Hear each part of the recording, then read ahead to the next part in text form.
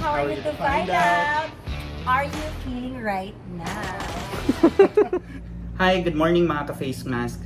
So today, medyo interesting yung magiging topic natin. It's not going to be the usual content that I'm producing. So, I just wanna reintroduce myself. I'm Nico Sabulao and I am a car enthusiast. So I am a super duper micro-influencer sa automobile space. So, I could say na for a certain time, some of my friends, my colleagues, my family members, and even strangers have consulted certain decisions about their car with me. So, medyo naka-influence naman tayo kahit papano with very small number of people. I also dabbled into several businesses. I did buy and sell ng cars before, and at the same time buy and sell din ng mga mobile phones. But unfortunately, because of the critical times, especially driven by the current event, medyo hindi siya ngayon profitable. So I had to diversify and look for other opportunities. So itong topic na to is going to be for people who are looking for some extra money, or you can call it some sideline. So one thing that I did is investing sa stocks. So late last year, I actually encouraged myself to look into investing sa stock market, and fortunately it's been roughly 2 months since I invested sa stocks. I was already able to see around 22% gain sa portfolio ko, meaning sa list of stocks that I invested on, and I have about 76,000 as gain based on that portfolio.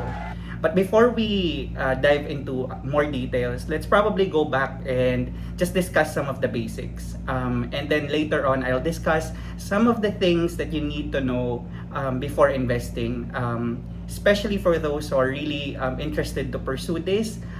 So some caveat or disclaimers before you even dive into investing sa stocks. So let's get started. So una, ano nga ba ang stocks? Stocks are shares of ownership in a corporation. Technically, this represents yung pag-aari ninyo of a fraction sa isang corporation na napili ninyong mag-invest.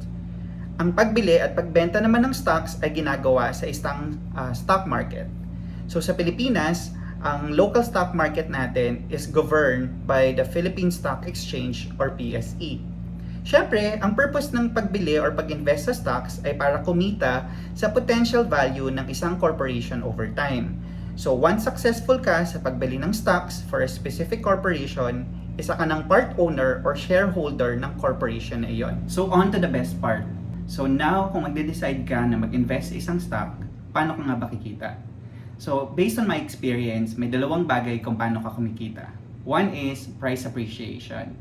So earlier in the video, pinakita ko sa inyo yung gains ko so far with about 22% gain based dun sa portfolio of stocks ko. So dun sa portfolio ko, I already invested to 10 stocks or corporations specifically, and 9 out of the 10 stocks na nag-invest ako ay may gain. So ibig sabihin, when I purchased it or when I bought the stocks, it has now appreciated at mas mataas na yung valuation niya based dun sa exchange sa stock market. So for example, kung binili ko ang isang 100 units of stocks at 10 pesos, I would have just paid 1,000, right? Pero because of appreciation sa stock market, naging 15 pesos na siya. So ang value na ng stocks ko na 100 stocks ko is now at 1,500. So yung 500 is the price appreciation.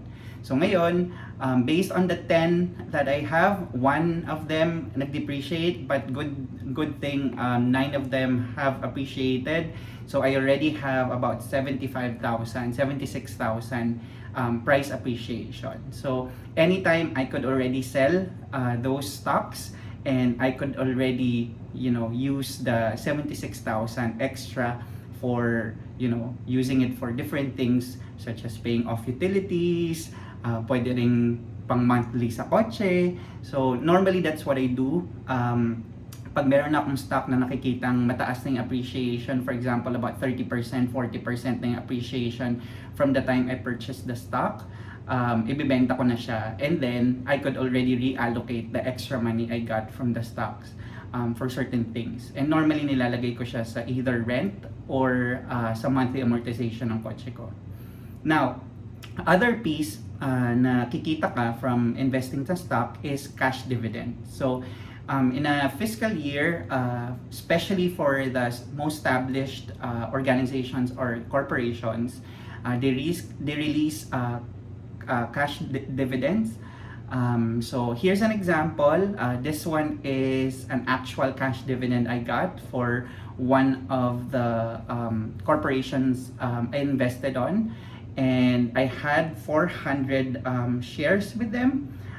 Tapos ang dividend ko is 35 cents per share. So dahil may 400 ako na total shares in the company or in the corporation, so that's a total of 140 pesos. But of course, everything in this world is taxable. So meron siyang 10% tax. So I was able to take home 126 pesos out of the stocks. Normally, ang cash dividend ay binibigay by large or established corporations to attract investors of keeping their investments with them. And this is based on the profits or earnings they got for the fiscal year. So, good thing for me, nakaabot ako doon, and thankfully, meron akong ganitong share from them. It's not that huge of an amount, but nonetheless, if you have huge money to invest, tapos madami din yung shares ninyo, then definitely you'll get a bigger cash dividend from the corporations. Ngayon nalaman na natin kung paano kumita sa pag-invest sa stocks. I'm pretty sure some of you are interested to do the same. Pero wait, meron lang akong disclaimers, warnings, and some tips, especially those na baguhan sa pag-invest sa stocks. The first one is invest at your own risk. Anong ibig sabihin nito? Ang stock market is very volatile and halos every hour nagbabago ang valuation ng stock prices depende sa volume ng trading. Ang stocks nyo na may potential na high yield, meaning mataas ang chance na kita pag mag-appreciate yung value ng stocks kung saan ka nag-invest, pero mataas din ang risk dahil pwedeng mag-depreciate yung value ng stocks na binili ninyo depende sa kung saan nag-invest ang iba pang mga traders. Kaya my recommendation is, yung pang-i-invest ninyong pera is just extra money or di kaya disposable income that you are somewhat ready to lose. Second thing na kailangan nyong malaman, especially kung baguhan ka, is I highly suggest na mag-invest sa mga blue chip stocks. Anong ibig sabihin nito? Ang mga blue chip stocks ay ang mga corporations na may proven track record at may mataas na daily trades and volume. Ito yung mga corporations na meron ng national reputation for quality, reliability, at ability na maging profitable during good and bad times. Ito yung mga corporations tulad ng Jollibee, San Miguel Corporations, BDO, BPI, Metrobank, at iba pa. Now, last one for me, but also very important. You should always do your research. It doesn't mean na nag-invest ka sa mga blue chip stocks, guaranteed na yung kita mo. You also need to know kung paano yung presyuhan ng stock sa market at that time. I highly suggest using various stock market websites for the trends ng mga stocks. Doon yung makikita yung peaks and valleys ng stock prices over a period of time.